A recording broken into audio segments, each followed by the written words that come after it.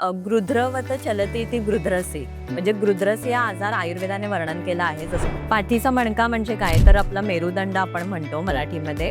Spondylosis म्हणजे काय basically, तर degenerative changes of the disc. Drivers आहेत त्यांच्यामध्ये सुद्धा बसणं फार वेळ असतं, तर अशा लोकांमध्ये ह्या ज्या गादी आहेत त्या एकतर झिजतात. स्पॉन्डिलोलिस्थेसिस म्हणजेच वर्टिब्रे एकमेकावरून सरकतात आणि पेन निर्माण करतात. बरेच लोक एका पायाने लंगडत चालत असतात, तर तो कोणता आजार आहे? पोटाचा घेर जास्त असेल त्याचा भार हा मणक्यांवरच येत असतो. इम्प्युअर ब्लड आहे आणि ते बाहेर काढण्याचं काम लिचेस करतात. मॅडम, स्त्रियांमध्ये पाठीच्या मणक्याच्या विकाराची काही वेगळी कारणं असतात का? किंवा इरेग्युलरिटी आपण म्हणतो.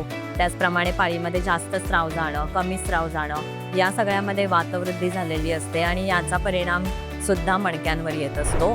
त्याचप्रमाणे आपल्या आहारामध्ये जसं अळीवाची खीर किंवा लसूण ह्या अगदी पारंपरिक गोष्टी दिल्याच जातात आणि त्याचा काय फायदा आहे की ते वातशमन करणाऱ्या गोष्टी आहेत. मॅडम, अजून कोणत्या सिस्टमचा परिणाम पाठीच्या मणक्यांवरती पडू शकतो? शरीरामध्ये कुठेही पेन आहे तिकडे वात आहे हे आयुर्वेदाने सांगितलेलं आहे.